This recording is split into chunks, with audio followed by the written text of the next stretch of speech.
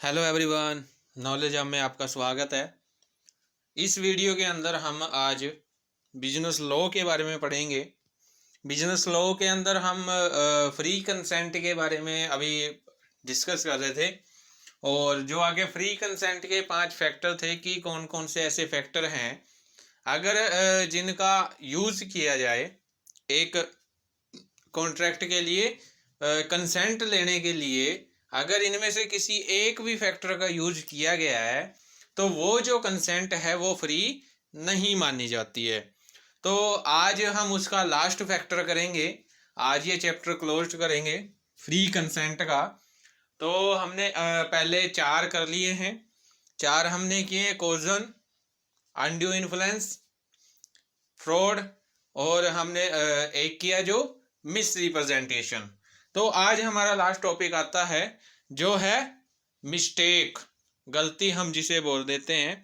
Normal अगर basic सा बताएं तो गलती होती क्या है, जब कोई काम को करने में क्या हो जाती है, कुछ चूक जाते हैं, ठीक है। और वो गलती या तो जानबूझकर की जाती है या अनजाने में भी की जा अनजाने में भी हो सकती है कि किसी को पता नहीं है, इनोसेंट जी मिस्टेक जिसे हम बोल देते हैं। तो आज हम इसके बारे में पढ़ेंगे, मिस्टेक के बारे में। तो क्या कहता है, मीनिंग में क्या कहता है, according to section 20, where both parties to an agreement are under a mistake as to the matter of fact essential to the agreement is void. तो ये क्या कहता है कि जब दोनों ही पार्टीज, दोनों ही जो पक्षकार हैं, जो आपके दोनों पक्षकार हैं, अगर वो किसी एग्रीमेंट से जुड़े, किसी essential fact means important fact, आवश्यक तथ्य हम जिसे कह देते हैं, अगर उससे रिलेटेड कोई भी गलती करते हैं, कोई भी मिस्टेक करते हैं, तो जो आपका कॉन्ट्रैक्ट होता है वो क्या माना जाता है, वॉइड माना जाता है, वो व्यर्थ मान लिया जाता है। और अगर वो नॉर्मल कोई मिस्टेक करते हैं, मीन्स ना फर्स्ट पार्टी को उस बारे में पता है और ना ही सेकंड पार्टी को उस बारे में पता है, और ना ही वो कोई एसेंशियल फैक्ट या फिर इम्पोर्टेंट फैक्ट से रिलेटेड कोई मिस्टेक है, तो उस केस में जो आपका कॉन्ट्रैक्ट है वो कौन सा कॉन्ट्रैक्ट माना जाएगा, वो वैलिड कॉन्ट्रैक्ट माना जाएगा, ठीक है। तो ये इसका कुछ मीनिंग था अकॉर्डिंग टू सेक्शन 20 क्या कहता है। अब इसके बाद आता है काइंड्स ऑफ मिस्टेक। मिस्टेक के क्या क्या प्रकार हैं, कितने प्रकार की होती है मिस्टेक। पहला आता है कानूनी संबंधी गलती, मिस्टेक एज टू लॉ। जो मिस्टेक एज टू लॉ है वो कानून से संबंधी गलती, मीन्स अगर कोई ऐसी मिस्टेक हो जाए जो कानून से रिलेटेड है, वो आपकी कौन सी मिस्टेक मानी जाती है, मिस्टेक एज टू लॉ। ये 2 प्रकार की होती है, एक mistake as to law of one's own country, और सेकंड आपकी होती है mistake as to foreign country. तो इसे 1 बाय 1 करते हैं। पहले आपका क्या कहता है, mistake as to law of one as own country, अपने देश के कानून संबंधी गलती। ये पॉइंट क्या कहता है कि अगर जो मतलब मिस्टेक की गई है वो अपने देश के कानून के संबंध में की गई है, मीन्स जो मिस्टेक है वो वंस ओन कंट्री के लॉ के अकॉर्डिंग की गई है, ठीक है। तो इस केस में क्या होगा, जो कॉन्ट्रैक्ट होगा, जो ठहराव होता है, उसको वॉइड नहीं माना जाता है, उसको समाप्त नहीं किया जाता है, बल्कि उसको उस चीज के लिए क्या दिया जाता है, पनिश किया जाता है, दंड दिया जाता है। और यदि मतलब कि अगर जो लॉ से रिलेटेड मिस्टेक है, अगर वो किसी की दूसरे की बातों में आकर या किसी दूसरे को देखकर मिस्टेक की गई है, तो उस दशा में जो आपका अनुबंध है उसे वॉइड करार दे दिया जाएगा और उसे रद्द कर दिया जाएगा। तो इसमें हम एक एग्जांपल लेते हैं। जैसे एक्स है, एक्स ने क्या किया, बैंक में चोरी गई, ठीक है, और वो उसको क्या है, पुलिस ने पकड़ लिया। अब एक्स जो है वो ये कहकर नहीं बच सकता कि उसे उस लॉ के बारे में पता नहीं था कि बैंक में चोरी करने पर पकड़े जाते हैं, या बैंक में चोरी करना लॉ के क्या है, अगेंस्ट है।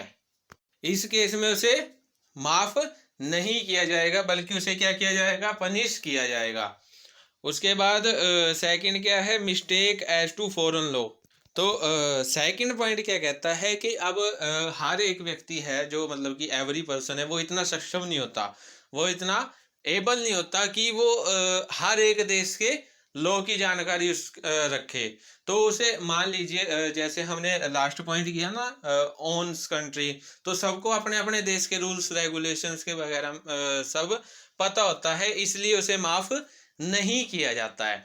तो इस केस में क्या है, अगर वो फॉरेन लॉ के अगेंस्ट कोई काम करता है तो उसे माफ तो कर दिया जाता है, लेकिन उसका जो कॉन्ट्रैक्ट है उसे वॉइड मान लिया जाता है और उसको वहीं पे खत्म कर दिया जाता है।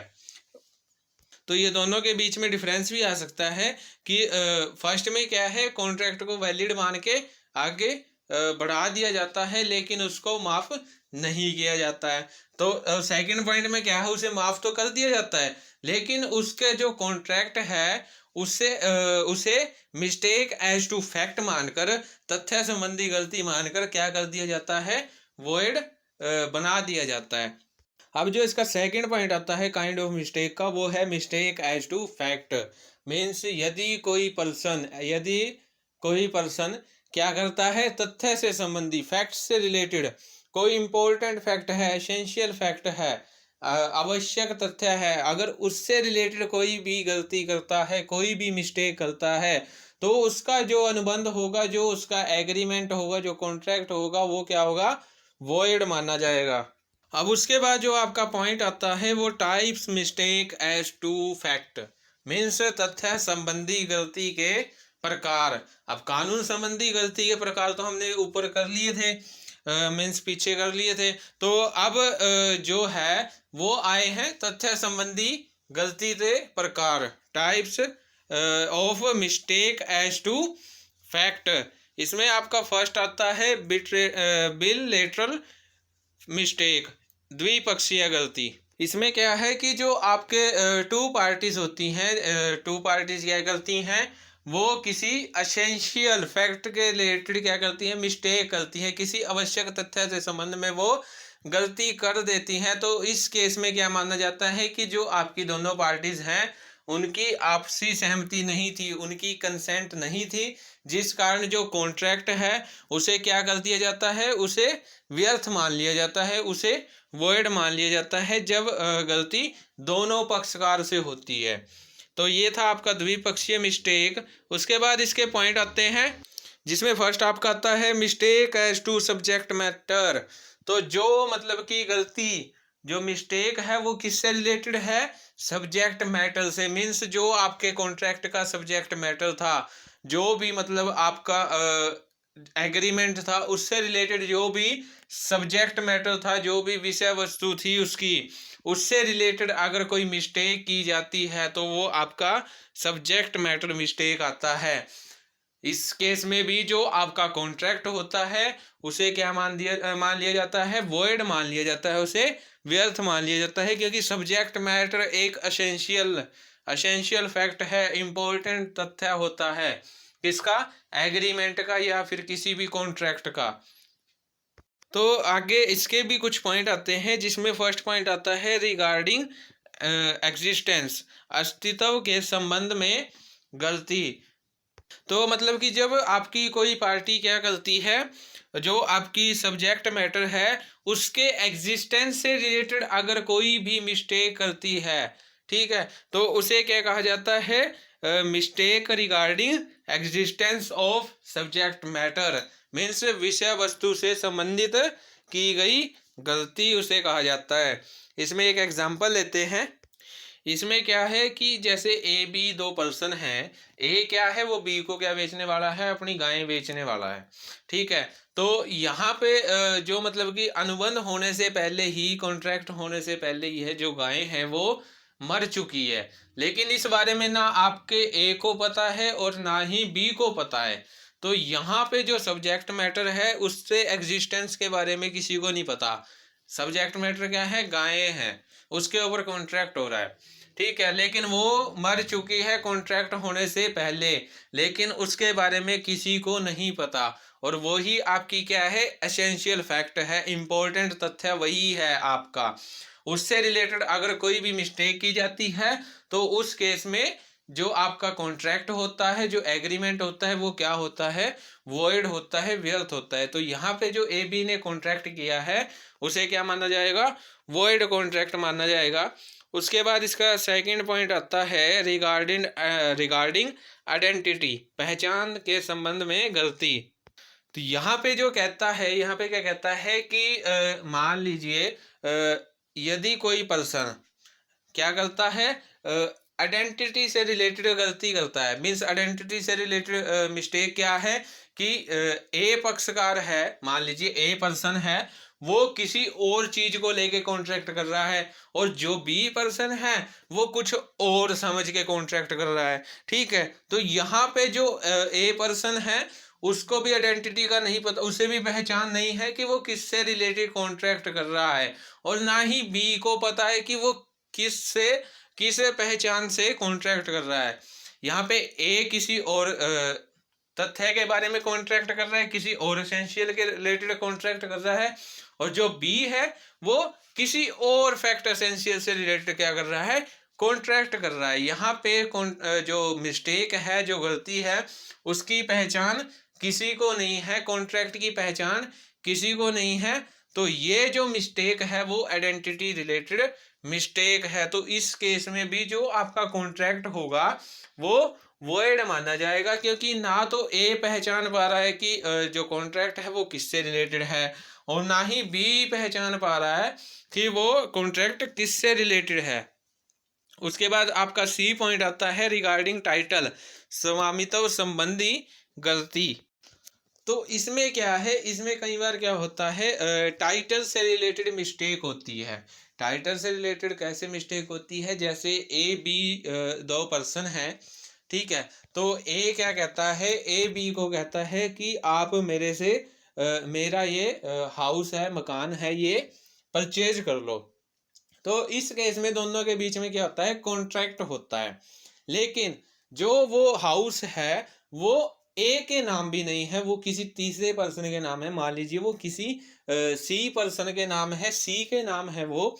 तो इस केस में जो मिस्टेक होती है वो टाइटल से रिलेटेड होती है, क्योंकि जो बी है वो ये सोच के कॉन्ट्रैक्ट साइन करता है कि उसका स्वामी कौन है, उसका मालिक कौन है, ओनर कौन है, ए है। लेकिन रियल में क्या है कि जो ए है वो भी उसका ओनर नहीं है, उसका ओनर कौन है, सी है। तो यहाँ पे जो मिस्टेक होती है वो किससे रिलेटेड है, टाइटल से रिलेटेड मिस्टेक है। और इस केस में भी जो आपका कॉन्ट्रैक्ट होगा वो वॉइड माना जाएगा, क्योंकि जो कॉन्ट्रैक्ट है वो ए की इच्छा पर तो निर्भर है, ए की विलिंगनेस को तो अफेक्ट करता है, लेकिन वो सी के विलिंगनेस को अफेक्ट नहीं करता, क्योंकि वो सी की इच्छा के विरुद्ध है। सी को तो उस बारे में पता ही नहीं कि कॉन्ट्रैक्ट हो रहा है, उसका मकान बिकने वाला है। ठीक है, तो यहाँ पे जो कॉन्ट्रैक्ट है वो क्या माना जाएगा, वॉइड माना जाएगा। उसके बाद डी पॉइंट क्या कहता है, रिगार्डिंग क्वांटिटी, मात्रा के संबंध में गलती। तो यहाँ पे क्या कहता है कि जब मात्रा के संबंध में गलती होती है, मीन्स क्वांटिटी के संबंध में गलती होती है, तो एक एग्जांपल ले लेते हैं। जैसे ए बी आपके दो पार्टनर हैं, दो पर्सन हैं।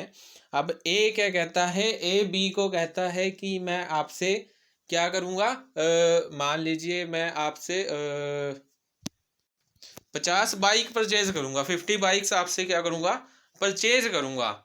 लेकिन यहाँ पे जो मतलब कि वो आपस में कम्युनिकेशन कर रहे हैं, वो थ्रू किसके कर रहे हैं, या तो बाय पोस्ट कर रहे हैं, या तार से, वायर से क्या कर रहे हैं, एक दूसरे के साथ कम्युनिकेशन कर रहे हैं। तो जो मतलब कि बी है वो क्या कहता है, मैं आपको 50 बाइक भेज दूंगा। लेकिन ए क्या कहता है कि मैं पहले कितनी बाइक्स मंगवाऊंगा, 5 बाइक्स मंगवाऊंगा, जिन्हें मैं चला के देखूंगा, फिर बाकी की मैं 45 भी खरीद लूंगा। तो जो उसने लिखा था कि क्या मैं कितनी बाइक परचेज करूंगा, 5 बाइक्स परचेज करूंगा, पहले 5 बाइक आप भेज दो, 5 मोटरसाइकिलें आप भेज दो। लेकिन बीच में जो कम्युनिकेशन बैरियर है, मतलब बाय पोस्ट जा रहा है तो पोस्ट क्या है इधर उधर होगी, तो वहाँ के जो मतलब कि एम्प्लॉयज थे उन्होंने एक नई पोस्ट तैयार करके उसमें क्या लिख दिया कि सारी बाइक्स भेज दो, क्योंकि उसमें कंपनी का नाम था, तो उन्होंने यही लिखा कि सारी बाइक से क्या करो, भेज दो। तो यहाँ पे जो बी है वो उसकी पोस्ट को पढ़ता है, उसकी डाक को पढ़ता है, और सारी की सारी मीन्स 50 की 50 बाइक्स ए के पास भेज देता है। तो यहाँ पे जो मिस्टेक हुई है वो क्वांटिटी से रिलेटेड हुई है, मात्रा से संबंधी गलती हुई है। क्यों? क्योंकि जो ए है उसने कितने बाइक्स मंगवाई थी, 5 मंगवाई थी, और जो बी है उसने कितने भेजी, 50 भेजी, वो भी बाय मिस्टेक। तो इस केस में जो कॉन्ट्रैक्ट है वो वॉइड माना जाएगा। क्यों? क्योंकि यहाँ पे जो ए है उसकी इच्छा क्या थी, सिर्फ 5 बाइक परचेज करने की थी, ठीक है, लेकिन बाय मिस्टेक उसे कितनी परचेज करनी पड़ रही है, 50 परचेज करनी पड़ रही है। तो यहाँ पे जो मतलब कि कॉन्ट्रैक्ट है वो उसकी इच्छा के अगेंस्ट है, उसके विल के अगेंस्ट है। तो यहाँ पे जो कॉन्ट्रैक्ट होगा वो वॉइड कॉन्ट्रैक्ट होगा। अब उसके बाद ई पॉइंट क्या कहता है, रिगार्डिंग क्वांटिटी, गुण के संबंध में गलती। तो यहाँ पे जो मिस्टेक होती है वो क्वालिटी से रिलेटेड मिस्टेक होती है, गुण से संबंधित जब कोई मिस्टेक होती है तो उस केस में भी जो कॉन्ट्रैक्ट है वो वाइड कॉन्ट्रैक्ट माना जाएगा। मान लीजिए आपके एक्स वाई 2 पर्सन हैं, 2 पार्टीज हैं। यहाँ पे जो एक्स है वो अपना घोड़ा बेचता है, अपना क्या बेचता है, हॉर्स सेल करता है, किसको, वाई को। और एक्स को क्या लगता है कि उसका जो हॉर्स है वो रेस में सबसे तेज दौड़ता है। तो यहाँ पे जो उसके क्वालिटी है वो क्या है, रेस में दौड़ने की, मीन्स तेज दौड़ने की उसकी क्वालिटी है, ठीक है। और जो वाई है वो भी यही मानकर ले लेता है कि ये किसका, रेस का घोड़ा है, रेस में भागने वाला घोड़ा है। लेकिन जब रेस होती है तो वो घोड़ा रेस में हार जाता है, तब उसके बाद पता चलता है कि वो जो घोड़ा है वो तांगा चलाने वाला या फिर किसी रेडी वगैरह में जोड़ने वाला घोड़ा है। तो यहाँ पे जो मिस्टेक है वो किससे रिलेटेड हुई है, क्वालिटी से रिलेटेड हुई है। क्यों? क्योंकि एक्स और वाई दोनों ने क्या सोचा कि वो रेस में दौड़ने वाला घोड़ा है, लेकिन जो घोड़ा है वो एक्चुअल में कौन सा घोड़ा है, वो या तो किसी रेडी में लगने वाला घोड़ा है, या फिर किसी तांगे में लगने वाला वो घोड़ा है। तो यहाँ पे जो मिस्टेक हुई है वो क्वालिटी से रिलेटेड मिस्टेक हुई है, जिसका मतलब है कि जो कॉन्ट्रैक्ट है वो क्या है, वॉइड है। उसके बाद रिगार्डिंग प्राइस, मूल्य से संबंधी गलती। अब ये क्या कहता है कि जब किससे रिलेटेड, प्राइस से रिलेटेड जब क्या होती है, मिस्टेक होती है, तो उस केस में जो कॉन्ट्रैक्ट है वो क्या माना जाएगा, वॉइड माना जाएगा।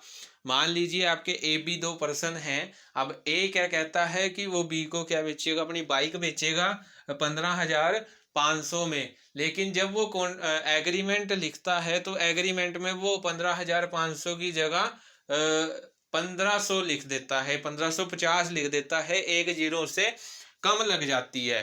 तो इस केस में जो मतलब कि वाई है, जो बी है आपका, बी को पता है कि उससे ये गलती हुई है, लेकिन उसके बाद भी वो क्या कर लेता है, उस जो प्रपोजल है उसे क्या कर लेता है, स्वीकार कर लेता है, इस पे एक्सेप्टेंस दे देता है।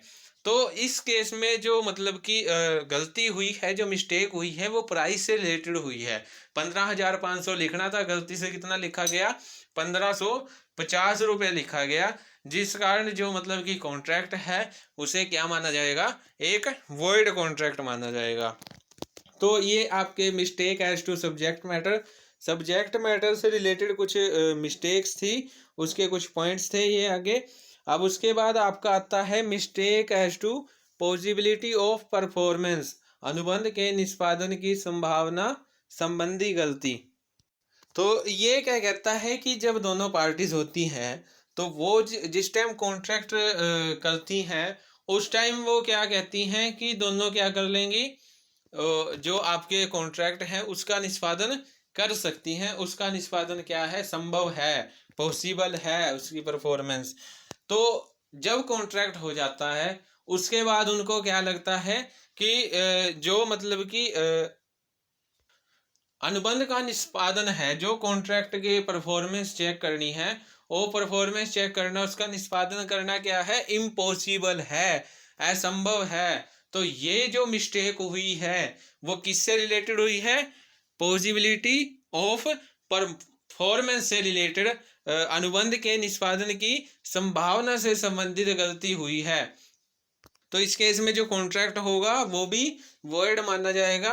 आगे इसके कुछ पॉइंट्स दिए गए हैं mistake as to possibility of performance के, जिसमें फर्स्ट आता है फिजिकल इम्पॉसिबिलिटी, यथार्थ असंभावना।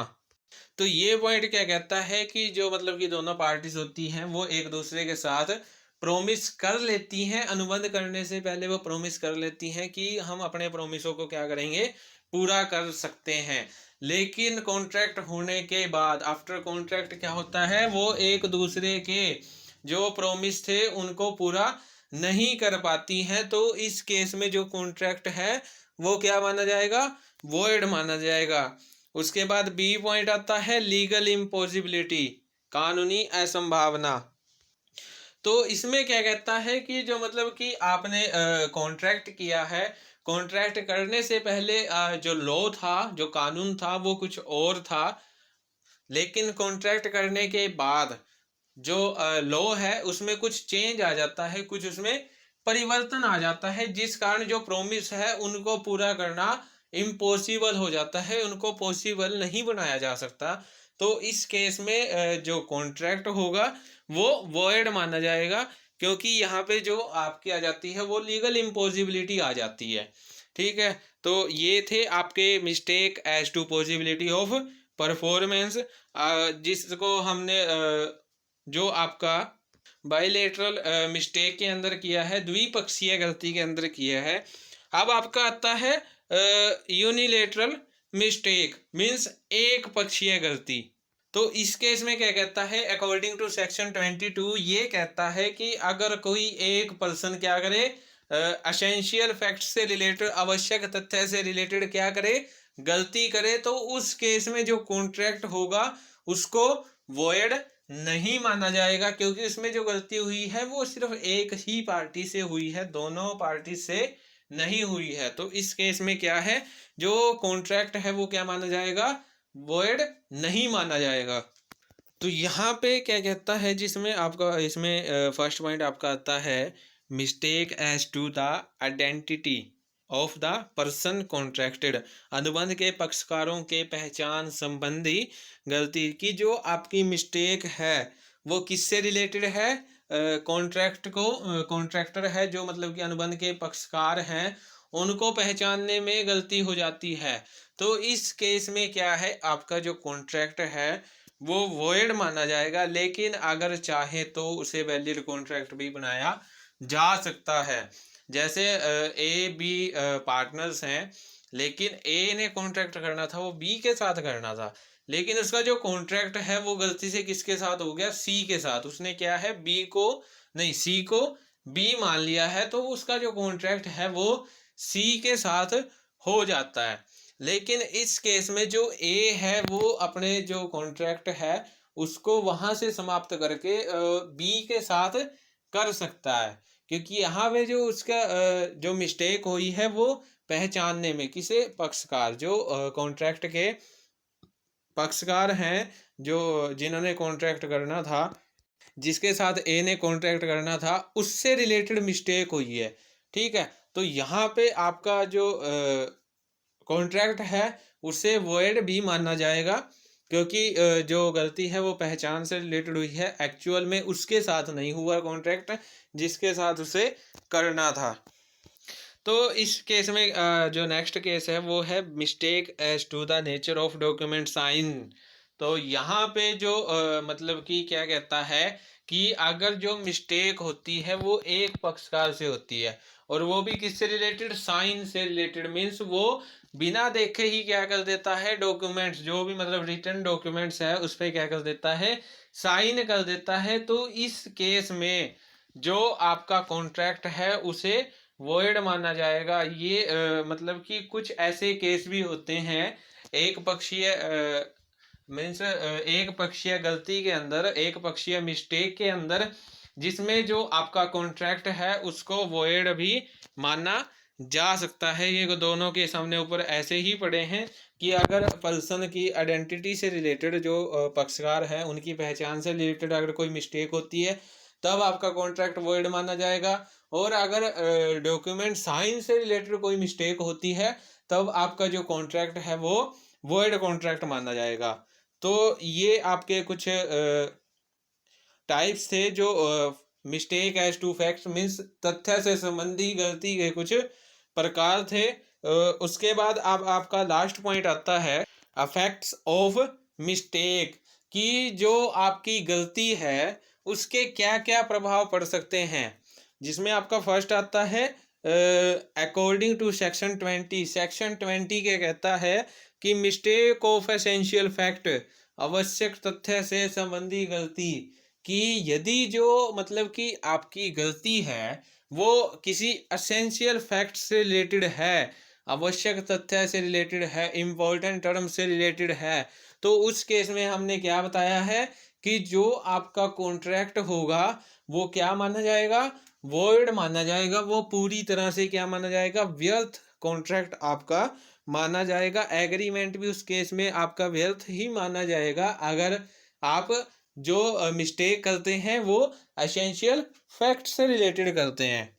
तो ये आपका फर्स्ट अफेक्ट था। अब उसके बाद सेकंड अफेक्ट क्या कहता है, अकॉर्डिंग टू सेक्शन 21 धारा 21 के अनुसार क्या कहता है, contract will valid when mistake as to Indian law and contract will be void when mistake as to foreign law.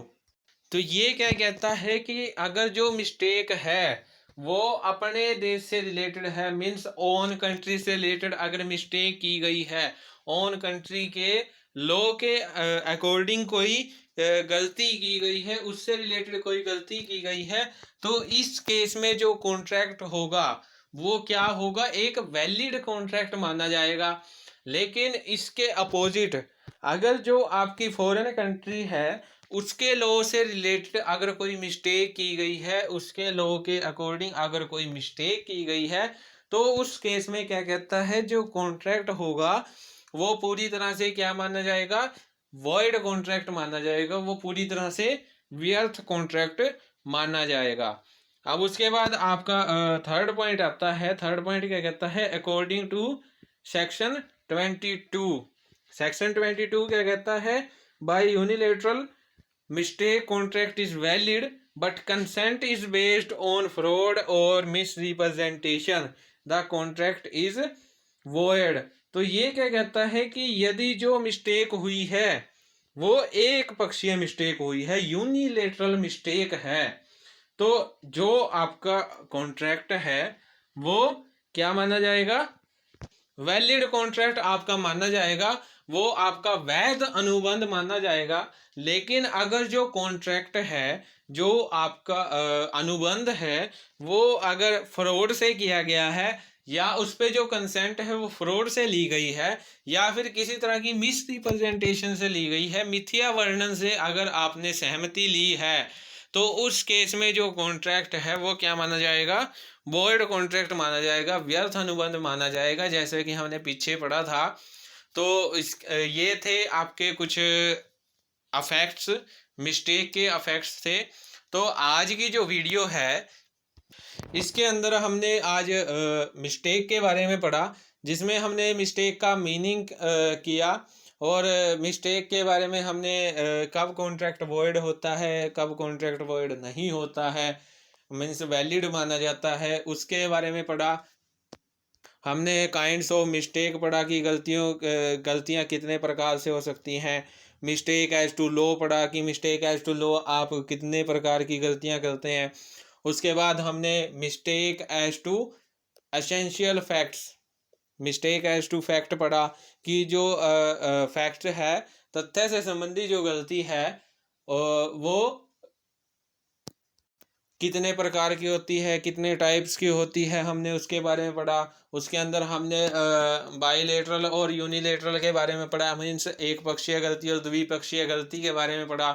आगे हमने उसके अंदर भी कुछ पॉइंट्स को पढ़ा और लास्ट में जो हमारा पॉइंट था वो था अफेक्ट ऑफ मिस्टेक कि आपकी जो गलती है उसके क्या क्या प्रभाव पड़ सकते हैं। तो यहाँ पे जो आपका फ्री कंसेंट का चैप्टर था वो आपका ख़त्म होता है। तो यहाँ पे अगर जो कंसेंट है वो अगर इनमें से किसी 5 फैक्टर्स से ली गई है तो जो कंसेंट होगी वो फ्री कंसेंट नहीं होगी, उस पर किसी प्रकार का बर्डन डाला गया है, दबाव डाला गया है।